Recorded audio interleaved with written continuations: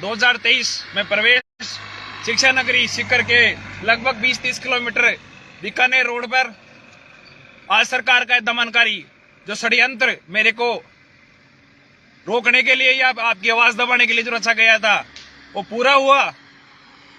सुनने में आया कि उनका प्रभारी मंत्री दिल्ली चला गया, तो मैं स्पष्ट शब्दों में चेतावनी देता हूं कि दिल्ली गए, भारत छोड़ के नहीं गए रंधावा जी, दिल्ली भी आऊंगा। और जो आपने ये जो बहुत तरीके से जो षड्यंत्र रचा है इस आवाज को दबाने के लिए, वो दबेगा नहीं। मैं शिक्षा मंत्री को खुले शब्दों में चेतावनी देता हूं, जो ये कह रहे हैं मेरे परिवार को और मेरे को धमकी दिलवा रहे हैं, जो मेरे साथ में मानसिक और शारीरिक रूप से जो पीड़ा की है, जो कह रहे हैं कि पुराना शिक्षा मंत्री तो जाट था तो तेरे पे दया कर गया, मैं दया नहीं करूंगा। मैं उसको कहना चाहता हूं, ये जाट, सीकर के जाट हमारे साथ है। ये ताऊ, ये फौजी ताऊ है जिन्होंने मुझे खाना खिलाया आज। मुझे यहाँ एक उजाड़ में काफी दूर छोड़ दिया, सरकार पे प्रेशर था। ऊपर से जो मैं आपको पहले बताया था, एआईसीसी ने निर्देश दिए थे कि हरपाल दादरवाल को दिल्ली आने से रोका जाए, रंधावा से मिलने के लिए रोका जाए। साथियों, आपके संज्ञान में होगा जिस प्रकार अजय माकन जयपुर आया था, मुझे उस टाइम भी अरेस्ट कर लिया था। उसमें एक सिर्फ फर्क इतना सा है, उस टाइम मुझे 2 दिन तक कानूनी तौर पर अरेस्ट किया और मुझे कोर्ट से जमानत मिली। अब की बार फर्क इतना सा था, उनके पास भी कानूनी तौर से मुझे गिरफ्तार करने का कोई आधार नहीं था, मुझे नजरबंद किया गया। यह आपातकाल से बुरी दशा है। लेकिन साथियों, ये आपने जिन भी, मैं 2-3 दिन से किसी प्रकार से किसी से नहीं जुड़ा, मुझे नहीं पता किसने क्या कहा, किसने क्या नहीं कहा, लेकिन जिन्होंने भी प्रत्यक्ष अप्रत्यक्ष रूप से सोशल मीडिया पर और विशेषकर मीडिया के साथियों को धन्यवाद देता हूं जिन्होंने मेरा साथ दिया, उन सभी का साधुवाद। साथियों, लड़ाई का आगाज है, हम नए साल में प्रवेश कर चुके हैं और ये चुनावी साल है। जहां तक जाना होगा हम लड़ेंगे। और ये जो कह रहे हैं कि थड़गड़ के ट्रांसफर करेंगे, आपको ठंडा नहीं होना साथियों। मौसम सर्द है लेकिन हमें ठंडा नहीं होना, अपने शरीर में वो गर्मी रखनी है, वो आग पैदा करनी है, ज्वाला है, जो चिंगारी लगी थी ज्वाला का रूप देना है हमें। जो कह रहे हैं कि 2016 तक के ट्रांसफर होंगे, मैंने आपसे आपके जिलों में जब आया, मैंने वादा किया था कि तबादलों के लिए आवेदन करने वाला जिससे भी आवेदन लेंगे, और आवेदन किन से लेंगे, जो ट्रांसफर करवाना चाहेगा, चाहे वो 16 में लगाओ, चाहे 18 में लगाओ, चाहे 20 में लगाओ, सबका ट्रांसफर कराने की जिम्मेदारी मेरी है। बस जरूरत है आपके साथ की, आपके एकजुट की।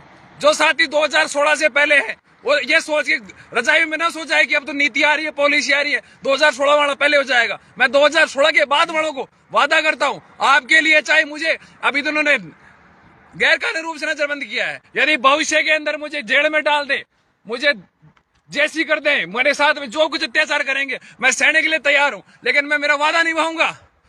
2016 से लेकर अब तक जिन्होंने नियुक्ति पाई है और तबादला का इच्छुक है, उनका सबका तबादला, जिनको मैंने वादा किया है उनसे तबादला कराऊंगा। जिन साथियों ने मेरा साथ दिया, अंतिम रूप तब तक साथ दे रहे हैं, उनसे विशेष मैं निवेदन करता हूं, जो भी आप मुझे प्रूफ दे देना कि हमने आपका प्रत्यक्ष या अप्रत्यक्ष साथ दिया, उनका ट्रांसफर कराने का वादा मेरा है।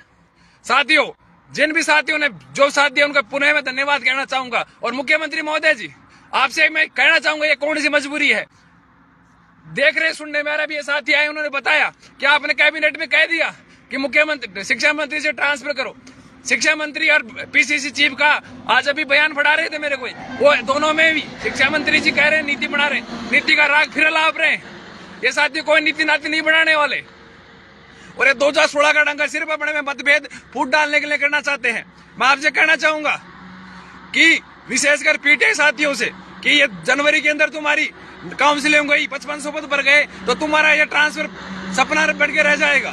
जो टीएसपी के क्षेत्र के साथी हैं, उनसे कहूंगा कि आपकी जिस प्रकार से मैंने आपके डूंगरपुर बांसवाड़ा में आपसे वादा किया था कि आपकी आवाज पहले उठाऊंगा, आपने देखा होगा 27 तारीख को आपकी आवाज पहले थी, चाहे वो 28 को सेंट्रल पार्क में प्रेस कॉन्फ्रेंस हो, चाहे फिर प्रतिनिधि मंडल के रूप में भेजना हो, आपकी आवाज उठाई। साथियों, आप सभी को एकजुट होना है, ये मौका है।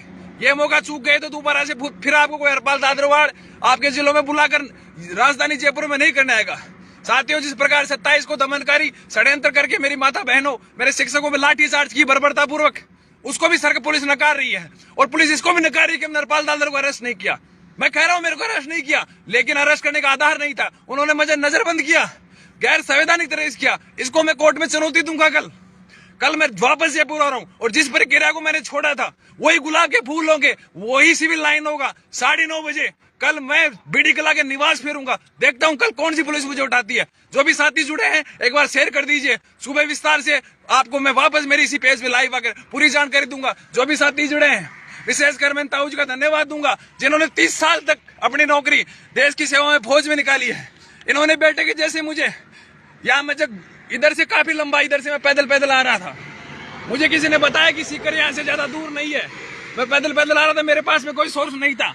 इन्होंने यहाँ देखा कि बेटा कहाँ जा रहा है, कौन है, कहाँ गए, मैंने मेरी व्यथा बताई, उन्होंने बेटे के जैसे मुझे दिया। ये मेरा बड़ा भाई, इसने कहा कि तू कॉमरेड की धरती पे है, और ये बीडी कल्ला कह रहा है कि मैं वो जाट था, इसने बख्श दिया, मैं नहीं बख्शूंगा। ये उनसे कहना चाहते हैं हम कॉमरेड संघर्ष करना जानते हैं, हम लड़ाई करना जानते हैं, आगे बढ़ना जानते हैं। देखो आज नया वर्ष है, वापस बहुत सभी को धन्यवाद।